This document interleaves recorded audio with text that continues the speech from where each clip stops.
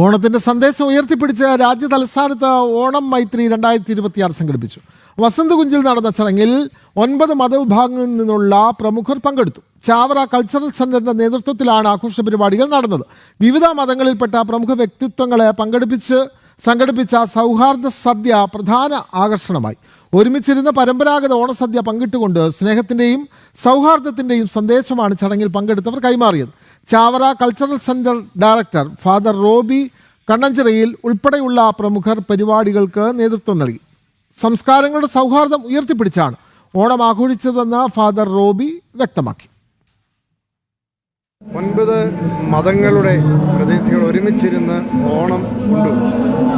ഇവിടെ ഈ 9 മതങ്ങളുടെ സിംബലുകൾ ഉപയോഗിച്ചുകൊണ്ടുള്ള മനോഹരമായ പൂക്കളം ഇവിടെ തീർത്തിട്ടുണ്ട്. ഭാരതം എന്ന് പറയുന്നത് സമത്വത്തിൻ്റെയും സ്നേഹത്തിൻ്റെയും ഐക്യത്തിൻ്റെയും സാഹോദര്യത്തിൻ്റെയും ഇടമാണ്. എല്ലാ മതസ്ഥരും സൗഹാർദ്ദതയോടുകൂടി കഴിയേണ്ട ഇടമാണ് എന്ന് ഓർമ്മിപ്പിക്കുന്ന ഉത്സവമാണ് ഓണം. കാരണം ഓണം എന്ന് നമ്മൾ പറയുമ്പോൾ മലയാളത്തിൽ അത് നാം എന്ന് നമുക്ക് വേണമെങ്കിൽ തിരിച്ചെഴുതാം. കാരണം നമ്മളൊന്നാണ് എന്ന് നമ്മളെ ഓർമ്മിപ്പിക്കുകയാണ് ഓണം. ജാതിഭേദമന്യേ എല്ലാവരും ഒരുമിച്ചിരുന്ന് ഓണം ഭക്ഷിക്കുന്നു, ഓണം ആഘോഷിക്കുന്നു. അതിൽ ജാതിയുടെയോ മതത്തിൻ്റെയോ അതിർവരമ്പുകൾക്കപ്പുറത്ത് മനുഷ്യനായി നമ്മളെ സ്വയം തിരിച്ചറിയുന്ന ഇടങ്ങളാണ് ഇത്തരത്തിലുള്ള ഇടങ്ങൾ.